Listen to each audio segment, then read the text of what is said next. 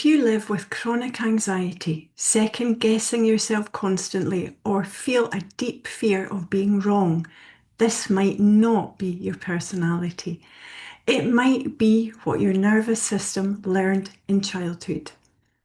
Many people don't realise that this was abuse because there were no bruises.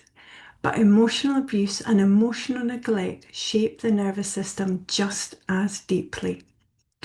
And the effects don't just stay in childhood, they quietly follow you into adulthood, into your relationships, your work, and the way you relate to yourself.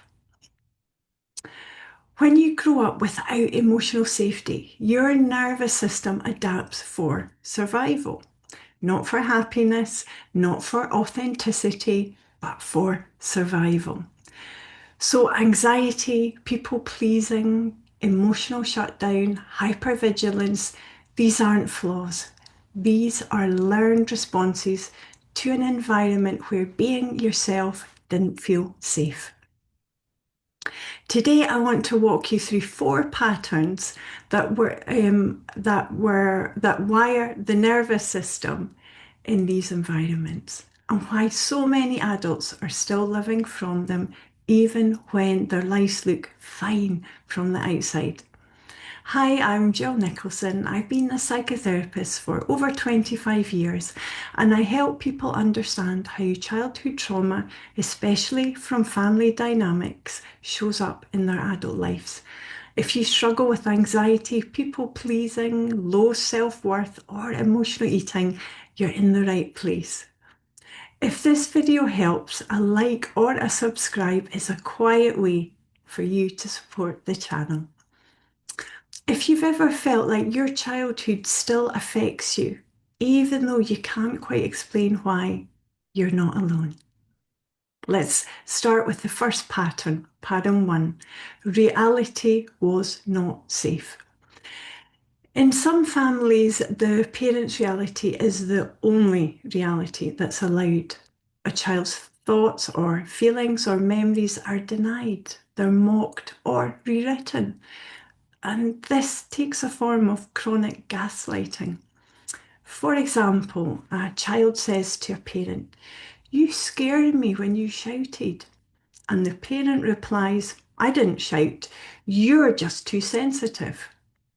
And the child pauses and thinks, if I felt scared then, I must be wrong. I must be bad. And over time, the child learns something very specific. Their own perceptions cannot be trusted. And when accountability is absent, when parents never apologise or try to repair things, the child becomes the one who is always at fault. As an adult, this often shows up as chronic self-doubt, difficulty making decisions, excessive apologising, or a deep fear of being wrong, even when your experience is valid. When your reality was repeatedly overridden, your nervous system learned that being yourself was unsafe. So it stays on high alert, scanning for correction, for disapproval, for danger, even when there is none. Those brain circuits are still firing as if there is danger. Let's go on to pattern 2. Emotions were dangerous. In emotionally neglectful homes, feelings are treated as a weakness, as an inconvenience, or even as misbehaviour. A child expresses sadness, fear, or anger, or maybe a need, and it could be met with, "You're just too sensitive. Oh, stop crying. It's not a big deal. I don't have time for this." There's no curiosity, there's no comfort, there's no empathy. So the child adapts by suppressing emotions in order to stay connected. And over time, they internalize beliefs like, my needs are a burden. It's not okay to be angry. It's not safe to disagree. Or I should just handle everything on my own. I just bottle it up and keep it inside. In adulthood, this can look like emotional shutdown, fear of conflict, or difficulty in expressing your needs, or staying silent even when something feels really wrong. This isn't emotional weakness. It really isn't. It's emotional intelligence that has absolutely nowhere to land because your truth might not be received or indeed even be welcome in your family environment. Recognizing these family dynamics is the first step, and we'll keep unpacking the next two patterns together. If this is bringing up anxiety for you or it feels activating, I'll be sharing a gentle grounding tool later in the video to help your nervous system settle. So stay with me until the end. Pattern number 3, you had to manage other people. In some families, children are placed in roles they were never meant to carry. They become the emotional support, the peacemaker, the strong one, the responsible one. And this can happen through a thing called parentification. Now, this is when a child is made to take on an adult emotional or caregiving role, learning to look at others instead of being looked after themselves. So they look after the other and themselves, they neglect themselves. That love is conditional on achieving certain things, looking the right way, sounding right, or being rewarded for your compliance, your maturity, and your caretaking. Love becomes something you earn through performance, through self-sacrifice, or through emotional management of others. And your nervous system learns safety depends on managing others. And as adults, this often shows up as chronic anxiety of over responsibility, taking responsibility for other people and for other people's feelings. It can also lead to burnout because that mind body connection is disconnected. And you might well keep pushing yourself past exhaustion because you've lost the ability to feel your own limits. So you don't realize that you're running on empty and you have nothing left to give. And we come to our final pattern, pattern number 4, boundaries were not allowed. In families where boundaries are ignored or punished, children learn that autonomy is unsafe. And this could look like not having privacy. When you say no, it being treated as disrespect, not okay. Or forced affection, or emotional guilt or control being put on you, which could sound like, oh, if you loved me, you would tidy your room, do the dishes. But you can end up feeling responsible for a parent's feelings, for a parent's okayness. Over time, the child learns to override their own boundaries to avoid punishment or rejection. And in adulthood, that can show up as difficulty saying no, chronic guilt around self-advocacy. You might find it incredibly hard to speak up for yourself, even though, and here's the thing, you might be really strong and confident when standing up for others. It might show up as confusion about what you're allowed to want or need, or tolerating invasive and controlling relationships in your life. This isn't because you don't have boundaries. It is because your nervous system learned that boundaries threaten connection.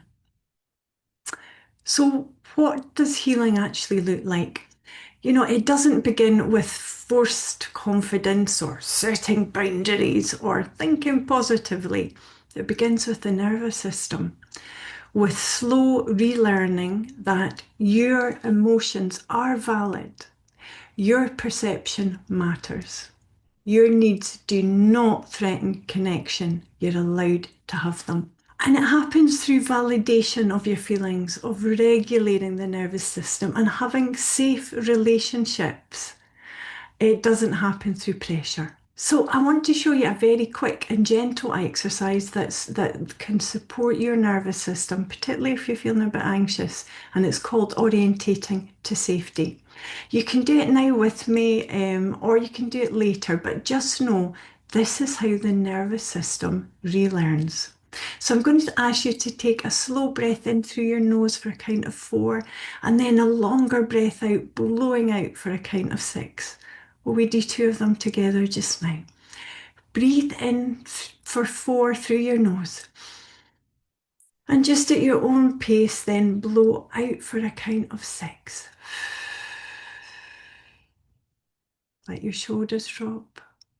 Let's do one more. Breathe in for a count of 4 through your nose and blow out for a count of 6 through your mouth.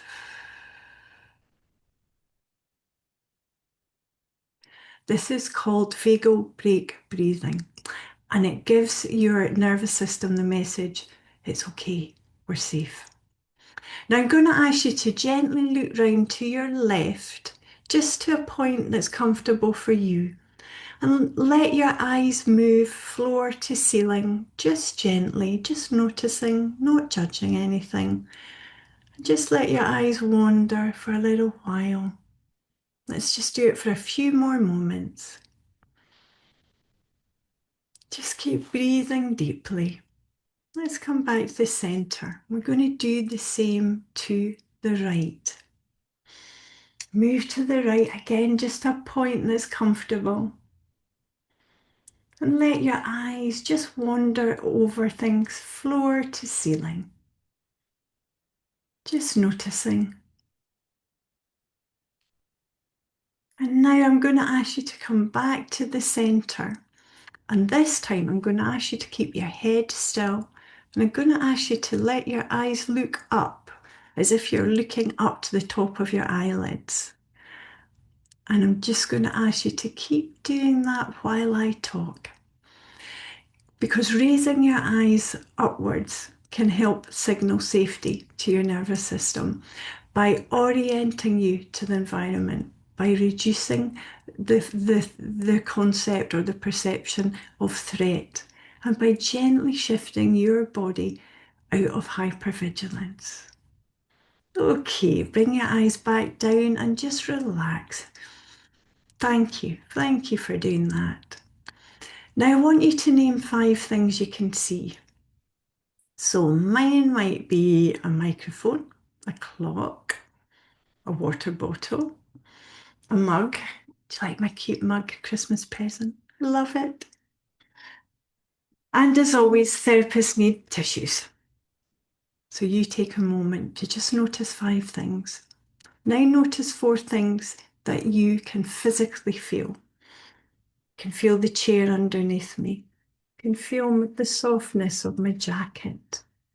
You can feel the heat from my heater. I can feel my breath in and out my body. I'm just going to ask you to take a slow breath in again for 4. And we're going to blow out for 6 and do a big sigh. Hand on your heart and say to yourself, in this moment, I am safe enough. I am safe enough. Okay, let your hands drop and just breathe normally. This works because it tells the nervous system there's no immediate threat, allowing it to soften out of survival mode. So you've begun the retraining of it today. None of these 4 patterns mean that you're broken. You're not. They mean you adapted brilliantly to an emotionally unsafe environment when you were little. And what was learned for survival can now be unlearned for safety, to help you feel safe inside, less anxious. Many people don't realise that this was abuse because there was no bruises, but emotional abuse and emotional neglect shape the nervous system just as deeply. If this resonated with you, know you're not alone, then there's nothing wrong with you. Your nervous system learned exactly what it needed to survive, and it can relearn something new now. So that's us for today. If this video helps you recognize your family dynamics, remember awareness is only the beginning. In next week's video, which is called If This Was Your Family, Here's What Healing Actually Looks Like, we're going to focus in on how to heal those patterns in a deeper way that supports your nervous system and helps you rebuild your trust in yourself. If you would like to leave a comment, how was it? How was the exercise for you? And if you would like to leave me an emoji, leave me a hug emoji. In the meantime, you take good care. I'll see you next week. Bye for now.